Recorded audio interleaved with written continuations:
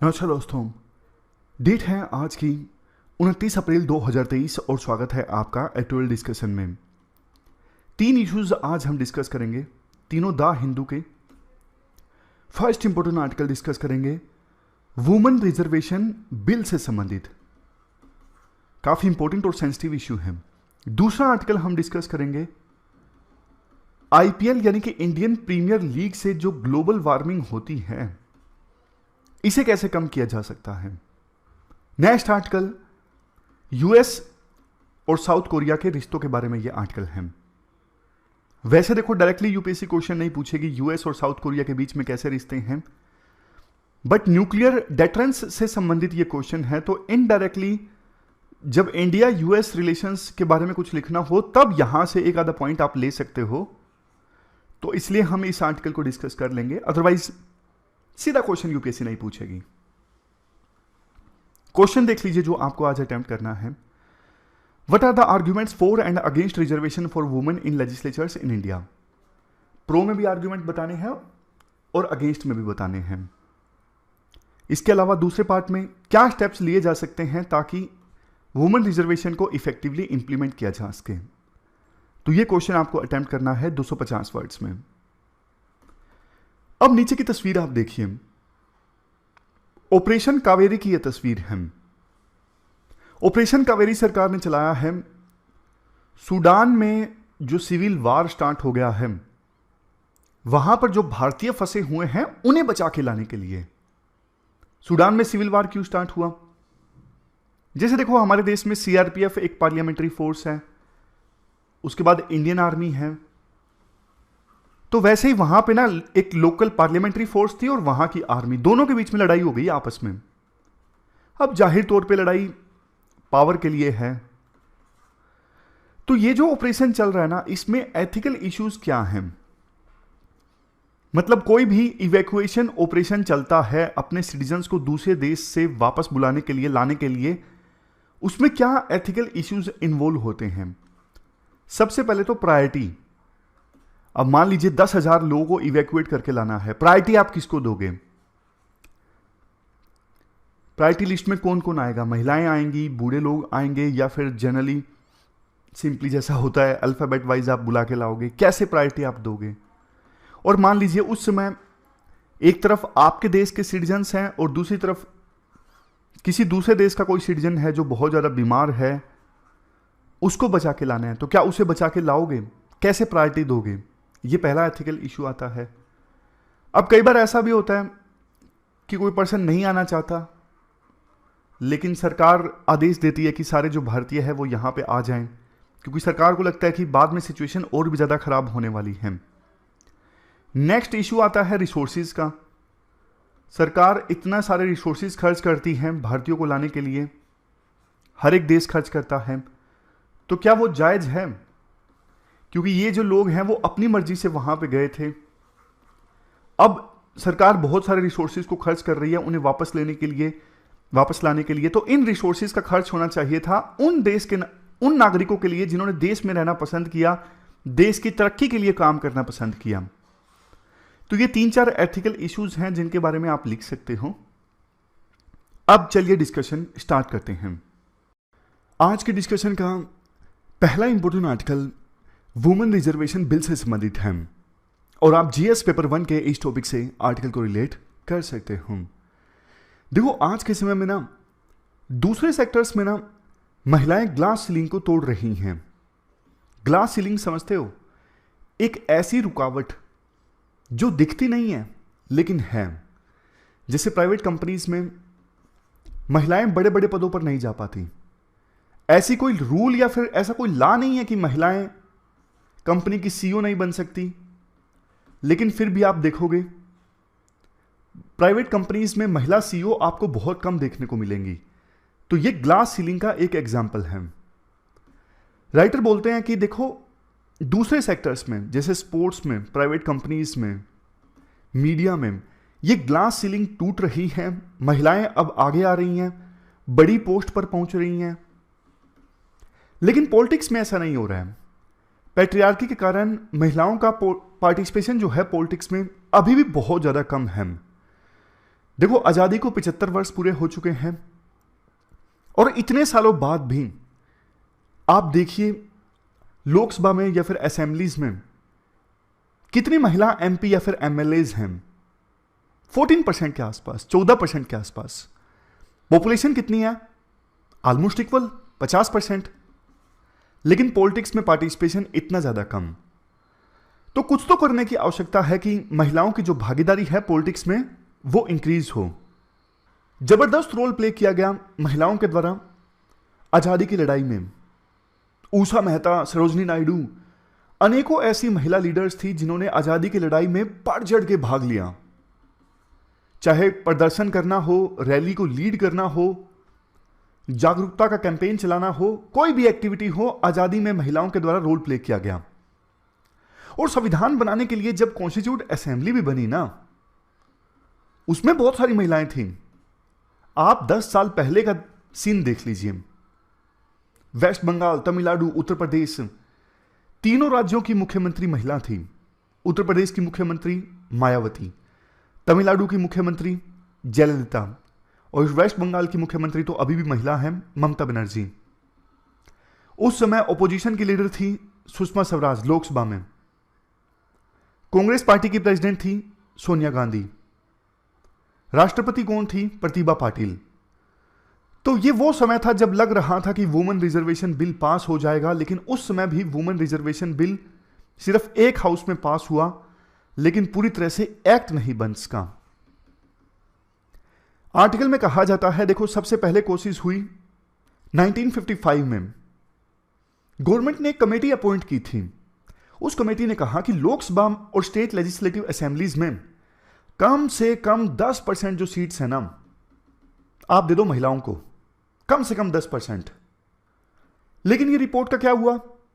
कुछ नहीं, डाल दी रद्दी की टोकरी में। लेकिन 1980s आते आते महिलाओं के लिए पार्लियामेंट और स्टेट लेजिस्लेटिव असेंबली में रिजर्वेशन की मांग फिर से उठी। बाद में एक प्लान आया, national perspective plan for women. यह प्लान कब आया? 1988 में। इसमें भी बोला गया कि सभी इलेक्टेड बॉडीज में कम से कम 30% सीट्स तो आप महिलाओं को दे ही दो। बाद में देखो, national policy for the empowerment of women I 2001 में। इसमें भी सेम मांग दोहराई गई। लेकिन देखो, मीनवाइल ना 1993 में जो पंचायती राज एक्ट आया था, 73rd अमेंडमेंट, और अर्बन लोकल बॉडीज के लिए 74th कॉन्स्टिट्यूशनल अमेंडमेंट, इनमें एक अच्छी बात हुई। 33% रिजर्वेशन महिलाओं को दिया गया। बाद में देखो 1996 में वुमेन रिजर्वेशन बिल लाया गया था लोकसभा में। बिल में यह बोला गया, लोकसभा में और स्टेट लेजिस्लेटिव असेंबलीज में 1/3 सीट्स आप दे दो महिलाओं को, कोई एक्शन नहीं। बाद में 9 मार्च 2010 को बिल जो है वुमेन रिजर्वेशन से संबंधित, वो राज्यसभा में अप्रूव हो गया। सिर्फ राज्यसभा में, लोकसभा में नहीं हो उसका। और जब राज्यसभा में पास हुआ, यह तस्वीर देखी गई। जो बड़ी बड़ी वुमेन लीडर्स थी ना, चाहे किसी भी पॉलिटिकल पार्टी से हो, एक मंच पर एक साथ सबने बोला ये जो फाइट है किसी पॉलिटिकल पार्टी की नहीं है, ये फाइट महिलाओं के लिए है, महिलाओं के साथ हो रहे इनजस्टिस के अगेंस्ट है। लेकिन फायदा क्या हुआ? कुछ भी नहीं। फायदा कुछ नहीं हुआ क्योंकि बिल तो पास आखिरकार देखो हुआ नहीं ना पार्लियामेंट से। इसके बाद राइटर कहते हैं, देखो, अलग अलग देशों में हमने देखा कि महिलाएं, जो महिला लीडर्स हैं ना, बहुत अच्छा कर रही हैं। स्कैंडिनेवियन कंट्रीज जैसे ये नॉर्वे, स्वीडन जैसे देश है ना, यहां पे देखा गया कि वुमेन लीडर्स मेल लीडर से अच्छा परफॉर्म कर रही हैं। वुमेन लीडर्स हैं, अच्छी अच्छी पॉलिसीज इंप्लीमेंट कर रही हैं, गवर्नेंस को इंप्रूव कर रही हैं, जेंडर इक्वालिटी को सपोर्ट कर रही हैं। इससे वुमेन इंपावरमेंट आ रहा है। तो इन देशों में जब वुमेन लीडर्स ने यह सब कुछ किया है, तो बाकी देशों में, इंडिया जैसे देशों में भी वुमेन लीडर्स बहुत अच्छा इंपैक्ट ला सकती हैं। रवांडा का एग्जाम्पल दिया जाता है, सेंट्रल अफ्रीका का एक छोटा सा देश, 90s में जीनोसाइड हुआ था यहां पे, लेकिन अब महिला लीडर हैं, यानी इस देश की जो प्रीमियर है वो महिला है, तो फिर वो बहुत बढ़िया काम कर रही हैं पुराने घावों को भरने के लिए, डेवलपमेंट लाने के लिए, सोशल रिफॉर्म्स लाने के लिए। इसके बाद नॉर्वे की केस स्टडी है। नॉर्वे 2003 में ना कोटा सिस्टम लेकर आया। इसके अनुसार कॉर्पोरेट वर्ल्ड में जो बोर्ड्स होते हैं ना कंपनीज को चलाने के लिए, कॉर्पोरेट बोर्ड्स, उनमें 40% जो सीट्स है ना, 40% वो कम से कम महिलाओं के लिए होंगी। तो अब देखो समय आ गया है, भारत में भी सरकार को डिसाइसिव एक्शन लेना होगा। इंडिया तो देखो पूरे वर्ल्ड की सबसे बड़ी डेमोक्रेसी है, मदर ऑफ डेमोक्रेसी है इंडिया। तो इंडिया इस मामले में एक्शन लेगा ना तो पूरा वर्ल्ड इंडिया को फॉलो करेगा। अब देखो एक पुराना जो आर्टिकल है ना वो आप जल्दी से रिवाइज कर लीजिए, वुमेन रिजर्वेशन से संबंधित। अभी देखो 22 साल हो गए उस बात को जब सबसे पहले वुमेन रिजर्वेशन बिल प्रेजेंट किया गया था पार्लियामेंट में 1996 में। उसके बाद 1998 में, 1999 में और 2008 में फिर से वुमेन रिजर्वेशन बिल को पार्लियामेंट में प्रेजेंट किया गया। लेकिन जैसे ही लोकसभा डिसॉल्व हो गई, ये जो बिल थे अपने आप लैप्स हो गए और काफी सारे लीडर्स की तरफ से विरोध देखने को मिला वुमेन रिजर्वेशन बिल का। शरद यादव जो उस समय लीडर हुआ करते थे जेडीयू के, उन्होंने तो ये स्टेटमेंट दे दी थी कि जो परकटी महिलाएं आएंगी वो हमारी महिलाओं के लिए काम नहीं करेंगी। परकटी महिलाओं से मतलब शरद यादव का उन महिलाओं से था जो शहर से संबंध रखती हैं, छोटे बाल रखती हैं। तो ये सोच जो है काफी ज्यादा निंदनीय है। देखो कॉन्स्टिट्यूट असेंबली में ओरिजिनली टोटल मेंबर्स की संख्या थी 389, वो बात अलग है, बाद में मुस्लिम लीग के मेंबर्स ने कॉन्स्टिट्यूट असेंबली को छोड़ दिया था। तो 389 मेंबर्स में से वुमेन मेंबर्स की संख्या थी सिर्फ 15। तो कितनी कम वुमेन मेंबर्स की संख्या थी कॉन्स्टिट्यूट असेंबली में, आप देख सकते हो। इस वजह से देखो कॉन्स्टिट्यूट असेंबली की डिबेट्स में वुमेन इश्यूज को ठीक से नहीं उठाया गया।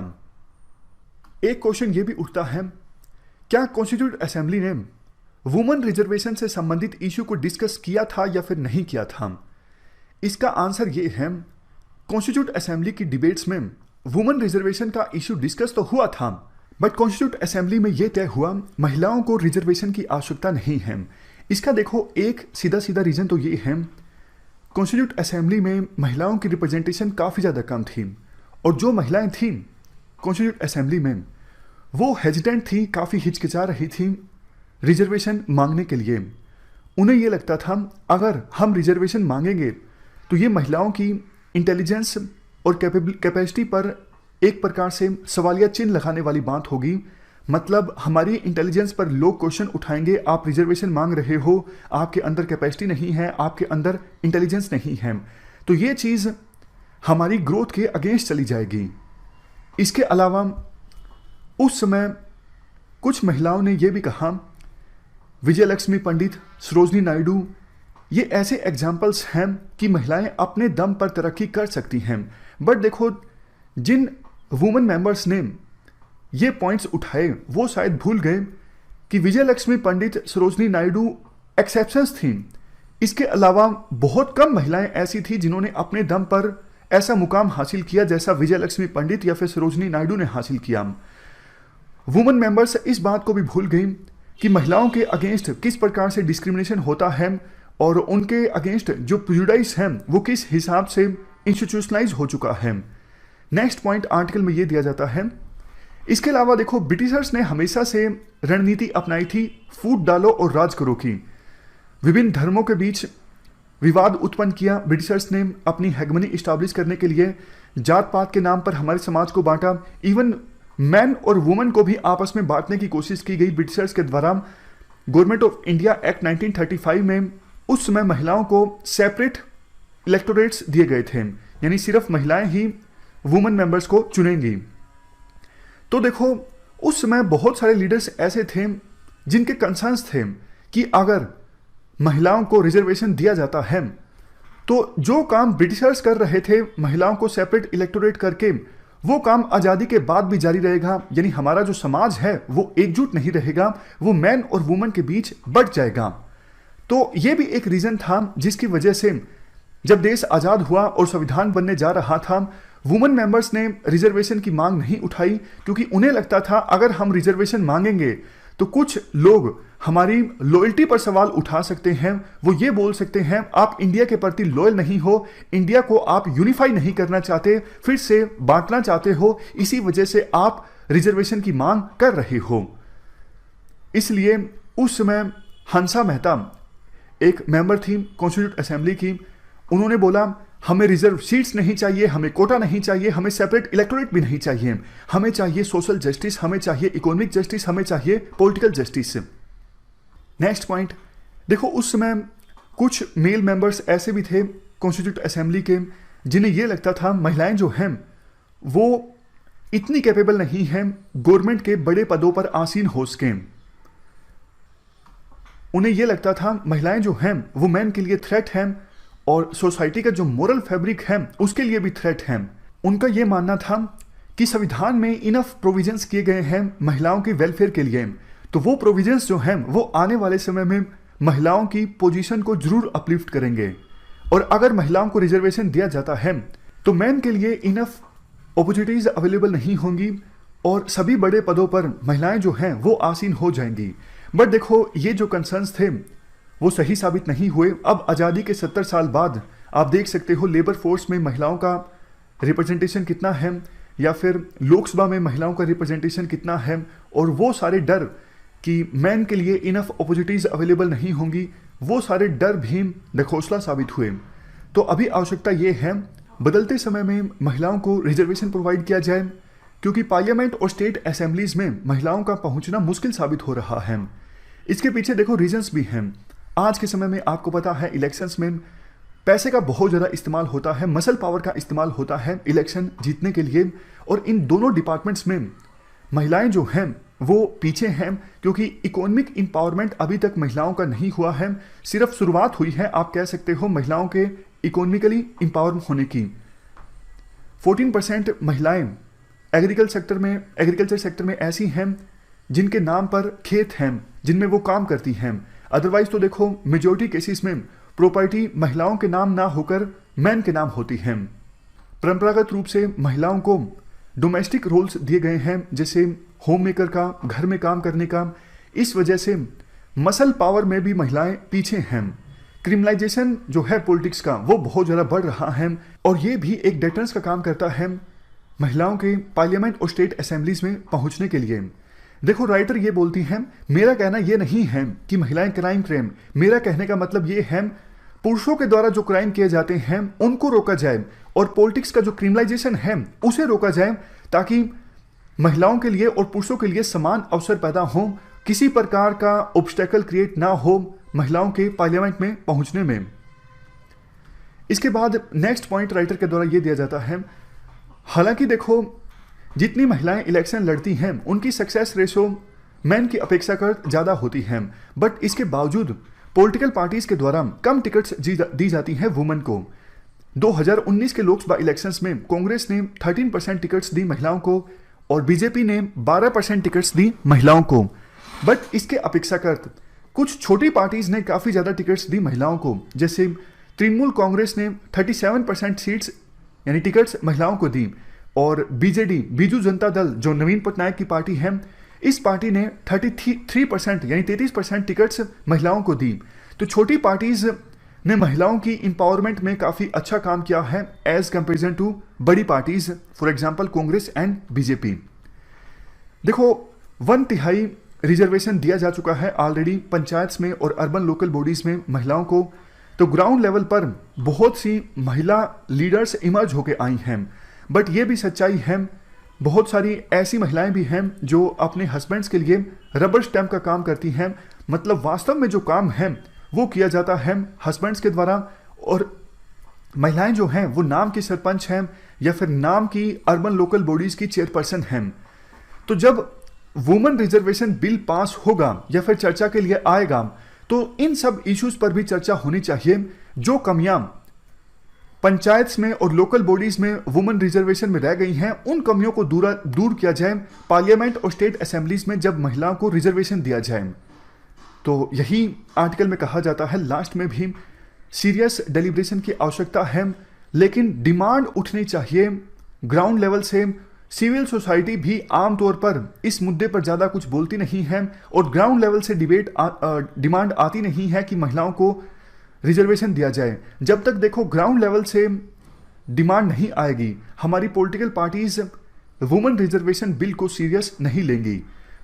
सभी पॉलिटिकल पार्टीज ने यह वादा किया था 2019 के लोकसभा इलेक्शन से पहले जारी हुए मैनिफेस्टो में कि हम वुमेन रिजर्वेशन बिल पास करवाएंगे। बट देखो बीजेपी को अभी 5.5 साल पूरे हो चुके हैं सत्ता में और उससे पहले 10 सालों तक कांग्रेस रही सत्ता में। किसी पॉलिटिकल पार्टी ने वुमेन रिजर्वेशन बिल को पास करवाने के लिए वो एनर्जी नहीं दिखाई जो उनको दिखानी चाहिए थी और जिनका उन्होंने वादा किया था अपने मैनिफेस्टो में।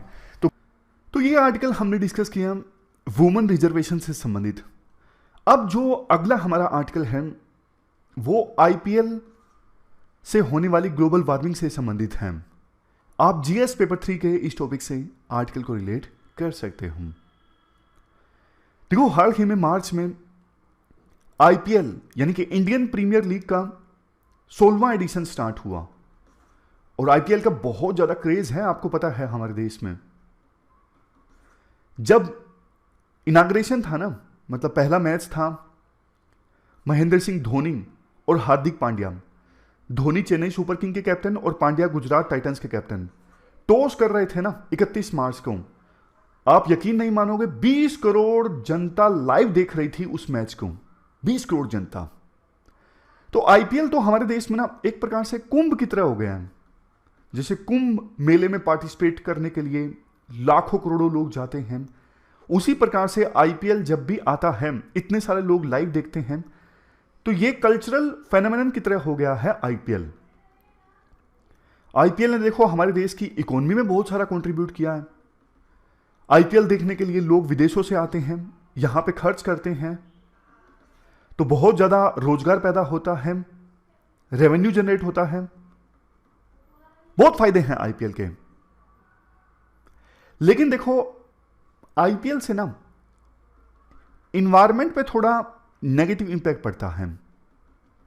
कैसे, मैं आपको बताऊंगा। बट देखो अभी आप सरकार का लक्ष्य जानिए। सरकार का लक्ष्य क्या है? 2070 आते आते नेट जीरो एमिशन का टारगेट अचीव करना है। नेट जीरो एमिशन मतलब जितना कार्बन इंडिया से एमिट होगा उतना ही एब्जॉर्ब भी हो जाएगा। समझ गए? जितना एमिट हुआ उतना एब्जॉर्ब हो गया, मतलब नेट जीरो एमिशन कितना? 0। और इसके साथ साथ एक लक्ष्य सरकार का यह भी है 2030 आते आते जो एमिशन इंटेंसिटी ऑफ जीडीपी है उसे 45% तक कम करना है।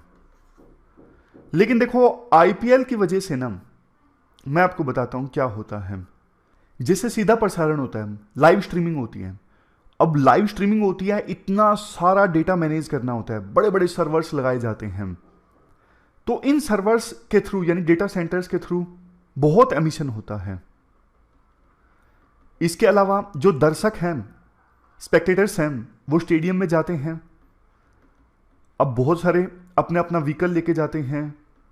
प्लेयर्स का आना जाना बहुत ज़्यादा हो जाता है एक सिटी से दूसरी सिटी के अंदर, यहां से एमिशन होता है।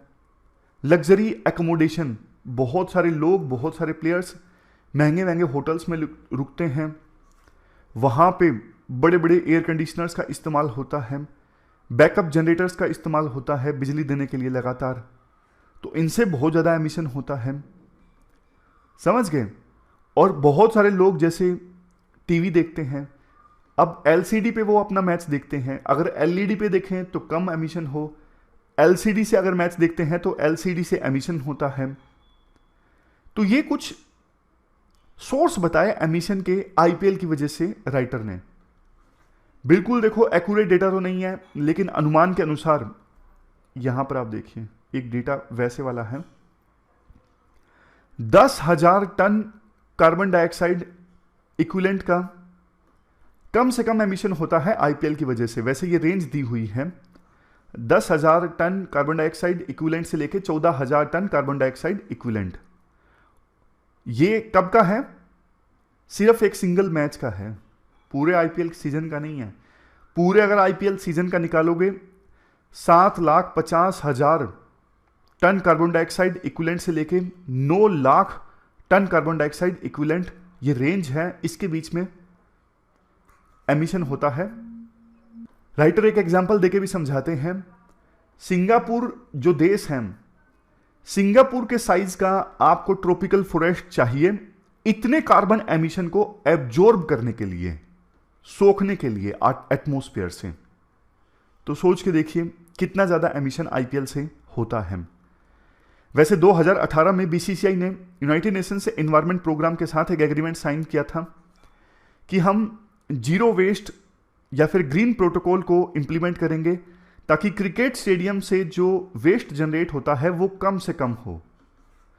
राइटर कहते हैं ये सही दिशा में एक बढ़िया स्टेप था, लेकिन और बहुत कुछ करने की आवश्यकता है अगर हम ये इंश्योर करना चाहते हैं कि आईपीएल सस्टेनेबल होगा, मतलब कम से कम रिसोर्स का वेस्ट होगा आईपीएल से। अब देखो राइटर कुछ सॉल्यूशंस देते हैं, जैसे वो वाली बात देखिए, अगर एलईडी से जनता मैच देखे ना तो 35 से 40% कम एमिशन हो, और ओवरऑल जो एमिशन होता है आईपीएल से उसमें भी काफी सारा रिडक्शन हो जाए। नेक्स्ट सॉल्यूशंस, डेटा सेंटर से जो ऑपरेट होते हैं लाइव स्ट्रीमिंग के लिए, बड़े बड़े सर्वर्स होते हैं, वो रिन्यूएबल एनर्जी की सहायता से चलें, इससे एमिशन बहुत कम किया जा सकता है। जो लोग स्टेडियम में मैच देखने आते हैं उन्हें एंकरेज किया जाए कि आप पब्लिक ट्रांसपोर्ट का इस्तेमाल कीजिए, अपने अपने व्हीकल लेके मत आइए। देखो ये सब एक्शंस लेना सिर्फ सरकार के बूते की बात नहीं है, जनता को तो आगे आना ही पड़ेगा ना, बिना जनता के आगे आए काम नहीं चलेगा। तो इसलिए अवेयरनेस स्प्रेड करने की आवश्यकता है। ऑलरेडी देखो जो ग्लोबल टेम्परेचर है ना बढ़ चुका है बहुत ज्यादा, 1.1 डिग्री सेल्सियस से ज्यादा एवरेज टेम्परेचर अर्थ का बढ़ चुका है। 2007 से लेके 2021 के बीच में अभी तक वर्ल्ड के जितने सबसे 15 गर्म देश हैं ना, 11 तो इसी पीरियड के हैं। फरवरी 2023 इंडिया में अभी तक का सबसे गर्म साल रहा है। 1901 में जब से डेटा कलेक्ट करना स्टार्ट किया है ना, जितनी गर्मी फरवरी 2023 में देखने को मिली उतनी गर्मी कभी किसी फरवरी में नहीं देखने को मिली। बताओ अब एक्शन नहीं लोगे तो कब एक्शन लिया जाएगा। लास्ट में राइटर ये बोलते हैं, जैसे देखो क्रिकेट मैच जीतने के लिए पूरी टीम का एफर्ट चाहिए ना, एकजुट होना पड़ता है पूरी टीम को। उसी प्रकार से अगर फाइट जीतनी है क्लाइमेट चेंज के अगेंस्ट, तो वर्ल्ड में सभी स्टेक होल्डर्स को एकजुट होना होगा, सभी देशों को एकजुट होना होगा, सिविल सोसाइटीज को आगे आना होगा, जनता को एकजुट होना होगा, तब जाके फर्क पड़ेगा। अदरवाइज बातों से कोई फायदा नहीं, बातें बहुत हो चुकी हैं क्लाइमेट चेंज से संबंधित। तो ये हमने पूरा आर्टिकल डिस्कस किया क्लाइमेट चेंज से संबंधित। अब लास्ट का जो आर्टिकल है वो देखो साउथ कोरिया और यूएसए के बीच संबंधों के बारे में है, कैसे यूएसए साउथ कोरिया की मदद करेगा नॉर्थ कोरिया के न्यूक्लियर हमले से। आप जीएस पेपर सेकंड के इस टॉपिक से आर्टिकल को रिलेट कर सकते हो। हालांकि देखो ये जो आर्टिकल है ना, इसका सीधा सीधा यूज नहीं है, शुरू में भी मैंने आपको बताया, सीधा आंसर यूपीएससी नहीं पूछेगी, इनडायरेक्ट क्वेश्चन पूछा जा सकता है। पॉइंट आप यूज कर सकते हो इंडिया यूएस रिलेशंस में। अभी कंटेस्ट ये है 17वीं एनिवर्सरी है यूएस साउथ कोरिया अलायंस की। तो इस मौके पे साउथ कोरिया के जो प्रेसिडेंट है ना सुक योल, उन्होंने देखो व्हाइट हाउस में ना सिर्फ अमेरिकन पाई गाना गाया, बल्कि अपने अमेरिकन दोस्त जो बाइडेन के साथ में एक एग्रीमेंट भी साइन किया। एग्रीमेंट यह है कि अमेरिका मदद करेगा साउथ कोरिया की न्यूक्लियर हमले से बचने में।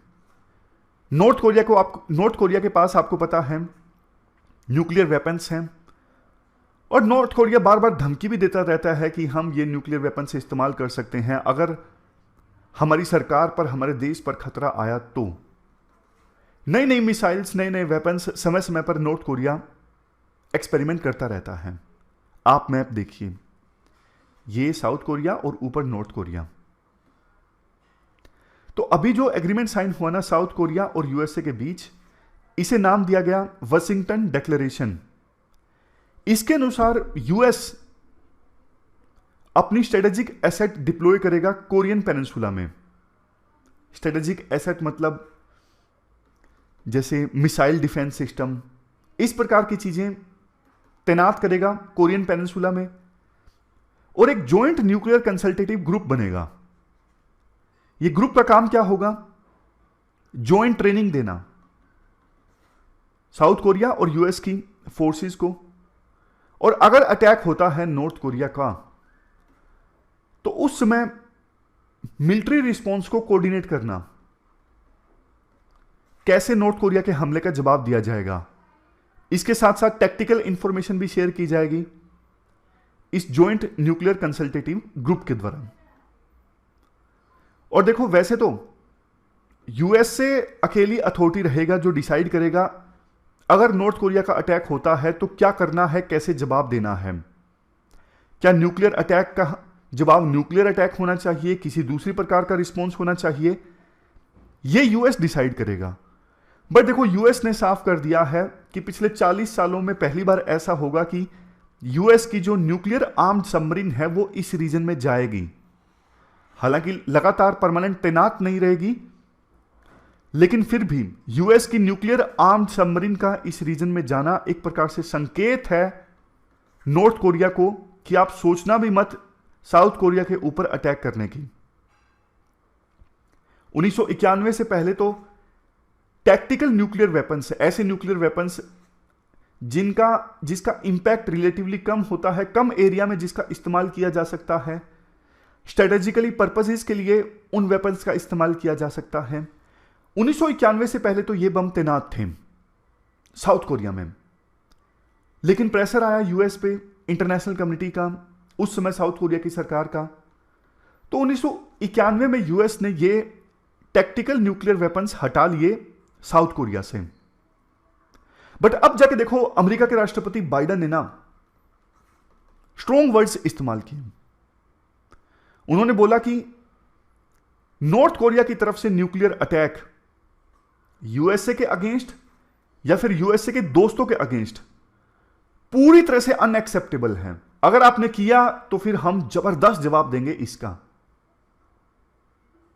और देखो, इसी प्रकार की लैंग्वेज ना बाइडेन से पहले जो अमेरिका के राष्ट्रपति थे ना, ट्रंप, उन्होंने भी इस्तेमाल किया था। लेकिन ट्रंप के कार्यकाल में नॉर्थ कोरिया के साथ में रिश्ते काफी इंप्रूव हो गए थे। मुलाकात भी हुई थी ट्रंप और किम जोंग की, और रिश्तों में थोड़ा सुधार हुआ था। बट अब रिश्ते एक बार फिर से अच्छे नहीं है नॉर्थ कोरिया के साथ, साउथ कोरिया के या फिर यूएस के। नॉर्थ कोरिया ने ना सबसे पहले अपना न्यूक्लियर बॉम्ब टेस्ट किया था 2006 में। उसके बाद तो लगातार नॉर्थ कोरिया अपना जो न्यूक्लियर आर्सनल है वो इंक्रीज करता जा रहा है, नई नई मिसाइल्स टेस्ट करता जा रहा है, नए नए वेपन्स टेस्ट करता जा रहा है। अब तो नॉर्थ कोरिया के पास ना इंटरकॉन्टिनेंटल बैलिस्टिक मिसाइल भी है जो इवन यूएस की सिटीज तक पहुंच सकती है।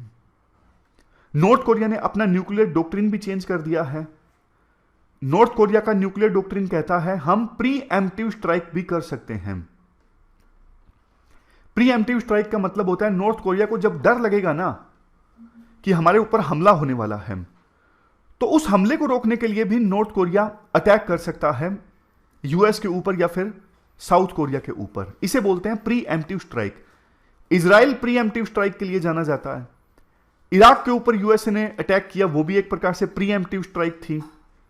यूएस ने आरोप लगाया इराक के ऊपर कि इराक के पास में केमिकल वेपन्स हैं, बायोलॉजिकल वेपन्स हैं, तो अटैक कर दिया इससे पहले कि इराक उन वेपन्स का इस्तेमाल करे। हालांकि बाद में पता लगा सारी बातें झूठी थी, इराक के पास कोई वेपन्स नहीं पाए गए। तो यही बात बोली है नॉर्थ कोरिया ने कि हम प्री एम्प्टिव स्ट्राइक भी कर सकते हैं। राइटर देखो लास्ट में ये बोलते हैं, ये जो वाशिंगटन डिक्लेरेशन साइन हुई है ना यूएस और साउथ कोरिया के बीच में, साउथ कोरिया को कॉन्फिडेंस आएगा कि हमारे पास यूएस जैसा देश है नॉर्थ कोरिया के हमले से बचाने के लिए। बट देखो बेस्ट जो सॉल्यूशन है ना वो तो एक ही है, टेबल पर आना, बातचीत करना, ताकि पीस बनी रहे इस पूरे कोरियन पेनिनसुला में और किसी प्रकार की कोई कंफ्यूजन पैदा ना हो, टेंशन पैदा ना हो, यही सबसे बेस्ट सॉल्यूशन है। तो ये पूरा आर्टिकल हमने डिस्कस किया कोरियन पेनिनसुला में पीस से संबंधित। ये थी हमारी आज की डिस्कशन। आज हमने 3 इश्यूज को डिटेल से डिस्कस किया। Thank you very much for discussion.